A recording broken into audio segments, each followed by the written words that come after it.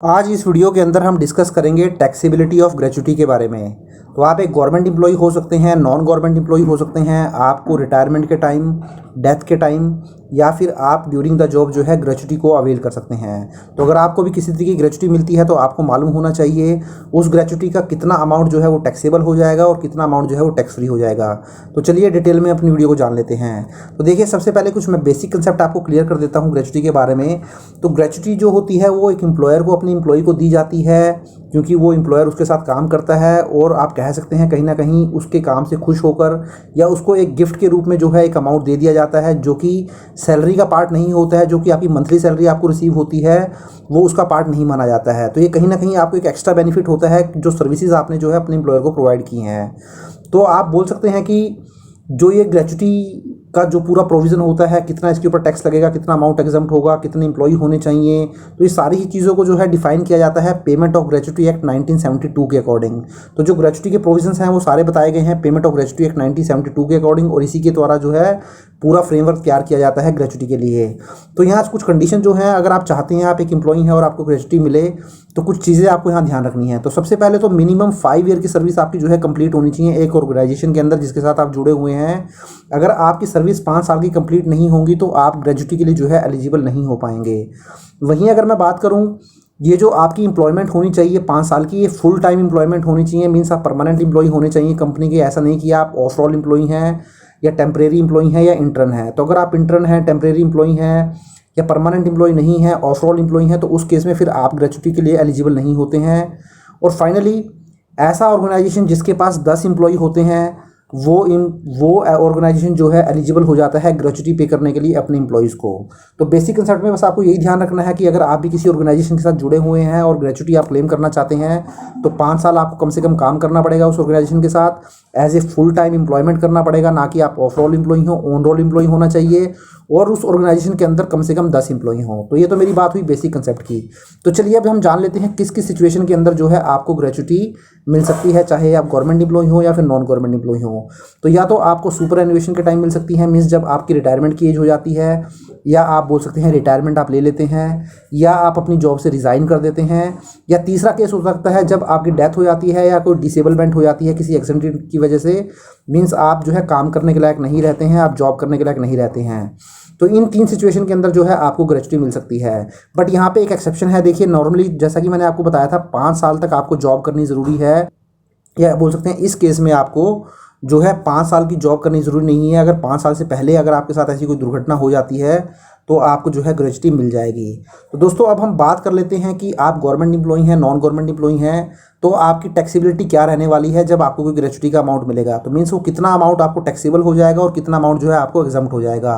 तो पहले हम बात कर लेते हैं गवर्नमेंट एम्प्लॉई की। तो अगर आप एक गवर्नमेंट एम्प्लॉई हैं और आपको ये जो ग्रेच्युटी का अमाउंट मिलता है वो आपकी रिटायरमेंट पे मिलता है या फिर आपकी डेथ पे मिलता है आपके फैमिली मेम्बर्स को, तो उस केस में सेक्शन 10 सबसेक्शन 10 के अंदर जो भी अमाउंट आपको मिला हो, वो कितना भी अमाउंट हो सकता है, 50 लाख, 60 लाख, 80 लाख, 1 करोड़, कोई लिमिट इसकी नहीं है, वो पूरा ही आपको एग्जम्प्ट हो जाएगा। बट अगर यही अमाउंट आपको ड्यूरिंग द जॉब या ड्यूरिंग द सर्विस मिला है, जॉब के दौरान ही आपको अमाउंट मिल गया, तो उस केस में फिर किसी भी तरीके की एग्जम्पशन आपको नहीं मिलेगी, वो पूरा ही फुली टैक्सेबल हो जाएगा। इसी तरीके से एक एम्प्लॉई जो कवर होते हैं पेमेंट ऑफ ग्रेच्युटी एक्ट के अकॉर्डिंग 1972, इसमें क्या एग्जम्पशन आपको मिलने वाली है नेक्स्ट स्लाइड में डिस्कस करेंगे। और थर्ड हो सकते हैं नॉन गवर्नमेंट एम्प्लॉई, या आप बोल सकते हैं ऐसे एम्प्लॉई जिनके ऊपर पेमेंट ऑफ ग्रेच्युटी एक्ट जो है वो एप्लीकेबल नहीं होता है। तो ये दोनों केसेस हम नेक्स्ट स्लाइड में जो है वो कवर करेंगे। तो सबसे पहले हम बात कर लेते हैं ऐसे एम्प्लॉयज़ जो कि पेमेंट ऑफ ग्रेच्युटी एक्ट 1972 के अंदर कवर हो जाते हैं। तो ऐसे एम्प्लॉई कौन एम्प्लॉई हो सकते हैं? ऐसे आपके दिमाग में भी जरूर क्वेश्चन आया होगा कि वो कौन से एम्प्लॉई हैं जो पेमेंट ऑफ ग्रेच्युटी एक्ट के अंदर कवर हो जाते हैं। तो कुछ एम्प्लॉई ऐसे होते हैं दोस्तों जो कि रेलवेज में काम करते हैं, माइनिंग फैक्ट्रीज में काम करते हैं, ऑयल माइनिंग में करते हैं, पोर्ट्स पे करते हैं।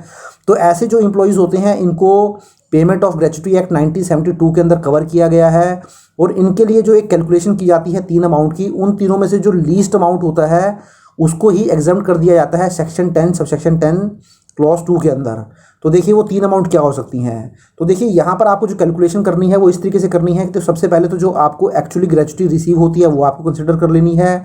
तो यहाँ मैं सपोज करके चल रहा हूँ कि आप रिटायर हुए और आपको जो 15 लाख रुपए वो ग्रेच्युटी रिसीव हो गई।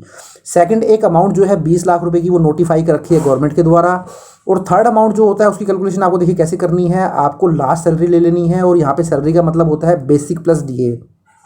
तो लास्ट सैलरी मतलब होती है जो लास्ट मंथ की सैलरी है। मीन्स अगर आप सपोज करें मई 2022 के अंदर रिटायर हुए, तो आपकी अप्रैल 2022 के अंदर बेसिक प्लस डीए क्या था, तो आपको वो ले लेना है। उसको मल्टीप्लाई कर देना है number of year of employment से, और मल्टीप्लाई कर देना है 15/26। अब यहाँ 15/26 का मतलब है, यहाँ जो 26 है, यहाँ जो 30 दिन का एक महीना होता है, यहाँ पर जो महीना कंसिडर किया गया है वो 26 दिन का कंसिडर किया गया है। तो ये मान के चल रहे हैं कि आपको 15 दिन की बेसिक और डीए के हिसाब से ही आपको जो है ग्रेच्युटी कैलकुलेट की जाएगी। तो यहाँ मैंने देखिए एग्जांपल भी ले लिया है। Last salary basic plus DA में मान के चल रहा हूँ कि आपकी 1 लाख रुपीज़ थी। आपने जो नंबर ऑफ ईयर एम्प्लॉयमेंट किया वो 20 साल किया। अब यहाँ पे भी देखिए, अगर आपने 20 साल 8 महीने काम किया होगा तो आपके 21 साल ले लिए जाएंगे। वहीं अगर आपने 20 साल 5 महीने काम किया होगा तो वो आपके 20 जो है साल कंसिडर कर लिए जाएंगे। तो जो आपका 6 महीने से ज़्यादा होगा उसको जो है नेक्स्ट डिजिट में कन्वर्ट कर लिया जाएगा। जैसे मैंने आपको यहाँ बताया, अगर यहाँ पे 20 ईयर्स 8 मंथ काम किया होता तो उसको 21 ईयर्स काउंट कर लिया जाता। और इसी तरीके से अगर 20 ईयर 5 मंथ काम किया तो उसको 20 ईयर कंसिडर कर लिया गया है। तो इसको मल्टीप्लाई कर देंगे 15/26 से, तो आपकी जो वैल्यू निकल के आ जाएगी, तीसरी वैल्यू वो आ जाएगी 11,53,846। तो देखिए अब आपके सामने 3 वैल्यू निकल के आ चुकी हैं, एक 15 लाख रुपीज़, एक 20 लाख रुपीज़ और एक 11,53,000। तो यहाँ पर अब आपको जो एग्जम्पशन मिलने वाली है वो मिलने वाली है 11,53,000, क्योंकि जो 11,53,000 है वो लीस्ट अमाउंट है। तो अब आपको सिंपली करना है क्या है, जो आपको 15 लाख रुपीज़ मिला था उसमें से 11,53,000 लेस हो जाएगा, और जो बैलेंस बचेगा 3,47,000 वो आपकी इनकम में जुड़ जाएगा, और उसके ऊपर आपको टैक्स पे करना पड़ेगा। अब देखो दोस्तों, यहाँ पर बहुत सारे लोगों को ये भी क्वेश्चन रहता है कि जब मैं अपनी ITR फाइल करूँगा तो अपनी ITR में इसको कैसे दिखाऊंगा। तो इसके ऊपर भी ऑलरेडी मैंने डिटेल में वीडियो बनाया हुआ है, जहां मैंने आपको बताया है जब आप अपनी ITR 1 फाइल करेंगे एज ए पेंशनर, तो वहां पर इन फिगर्स को कहां जाकर जो है दिखा सकते हैं। तो ये तो बात हुई जब आप एक ऐसे एम्प्लॉई हैं जो कि पेमेंट ऑफ ग्रेच्युटी एक्ट के अंदर कवर करते हैं।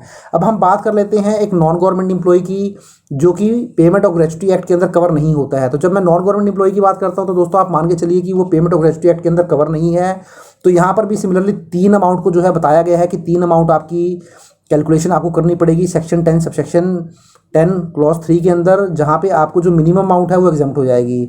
तो यहाँ पर भी देखिए, पहली तो 2 अमाउंट है वो सेम रहने वाली हैं। यहाँ पर भी जो आपको एक्चुअली ग्रेच्युटी रिसीव होगी, तो यहाँ मैंने एक हाइपोथेटिकल फिगर ले ली है, 50 लाख रुपए आपको सपोज करता हूँ कि मैं आपको ग्रेच्युटी रिसीव होगी। यहाँ पर भी 20 लाख रुपीज़ जो है वो नोटिफाई की है गवर्नमेंट के द्वारा। और यहाँ पर भी देखिए तीसरा जो है, यहाँ पे एक चेंज है, यहाँ पर अब फॉर्मूला चेंज कर दिया गया है। देखिए यहाँ पे आपको लेना है लास्ट 10 मंथ एवरेज सैलरी। तो जो आखिरी के आपके 10 महीने हैं वहाँ आप उसकी एवरेज सैलरी ले लीजिए। जैसे अगर मैं सपोज करें आप मई 2022 में रिटायर होते हैं, तो इसके पिछले जो 10 महीने हैं आपकी हर महीने क्या सैलरी थी उसको टोटल कर लीजिए और 10 से डिवाइड कर लीजिए, तो आपकी 10 महीने की एवरेज सैलरी आ जाएगी। तो यहाँ मैंने कंसिडर कर लिया कि सपोज करें आपकी जो 90,000 थी पर मंथ, वो आपकी महीने ऑन एन एवरेज सैलरी थी। इसमें भी आपको बेसिक प्लस डीए लेना है। ये number of year of employment ये मैं आपको बता ही चुका हूँ। तो यहाँ मैंने 25 ईयर्स ले लिए हैं। मैं सपोज करके चल रहा हूँ कि इस एम्प्लॉय ने जो है 25 साल काम किया, और यहाँ पर जो फॉर्मूले में वो है 15/30, तो आप इसको 1/2 भी कर सकते हैं। तो देखिए यहाँ पर जो मंथ कंसिडर किया जा रहा है वो 26 दिन का नहीं कंसिडर किया जा रहा है, पूरे 30 दिन का कंसिडर किया जा रहा है। तो यहाँ आप 1/2 भी कर सकते हैं या 15/30 भी कर सकते हैं। तो इस तरीके से देखिए यहाँ पर भी आप कैलकुलेशन कर लेंगे। 90,000 आपकी 10 मंथ की एवरेज सैलरी थी, 25 ईयर्स थे, 15/30, तो यहाँ पर भी आपको जो अमाउंट निकल के आई वो आई 11,25,000। तो देखिए यहाँ पर भी 3 अमाउंट में से जो लीस्ट अमाउंट है वो 11,25,000 है। तो आपको यहाँ पर भी जो एग्जम्पशन मिल जाएगी वो 11,25,000 की मिल जाएगी। तो आपको जो ग्रेच्युटी मिली है वो 15 लाख रुपीज़ मिली है। इस 15 लाख रुपीज़ में से आप 11,25,000 जो है वो लेस कर देंगे, तो जो बैलेंस बचेगा करीब करीब आपका 3,75,000 के आसपास, वो आपको टैक्सेबल हो जाएगा, और उसके ऊपर आपको टैक्स पे करना पड़ेगा, आपका जो भी इनकम टैक्स स्लैब होगा। अब यहाँ पर भी आप ITR में कैसे शो कर सकते हैं तो आप देख लीजिए, इसके ऊपर मैंने वीडियो बना दिया है और उस वीडियो का लिंक डिस्क्रिप्शन में दे दिया है। फर्दर आप लास्ट में जब आएंगे दोस्तों, देखिए मैंने एक टेबुलर फॉर्म में आपके लिए तैयार कर दिया है, जिसमें आपको बहुत ही आसानी रहेगी समझने। देखिए यहाँ पे मैंने government employee, non government employee जो कि कवर नहीं होता है पेमेंट ऑफ ग्रेच्युटी एक्ट के अंदर, और एम्प्लॉई जो कवर होते हैं पेमेंट ऑफ ग्रेच्युटी एक्ट के अंदर, ये तीनों ही कॉलम ले लिए हैं। और यहाँ पर देखिए, अगर ड्यूरिंग द जॉब या सर्विस किसी भी तरीके की आपको ग्रेच्युटी मिलती है तो वो कोई भी केस हो, तीनों ही केसेस में देखिए वो फुली टैक्सेबल हो जाता है। वहीं अगर गवर्नमेंट एम्प्लॉई होता है, उसको रिटायरमेंट पे, सुपर एन्युएशन या डेथ के टाइम पे अगर कोई ग्रेच्युटी मिलती है तो वो फुली एग्जम्प्ट होती है।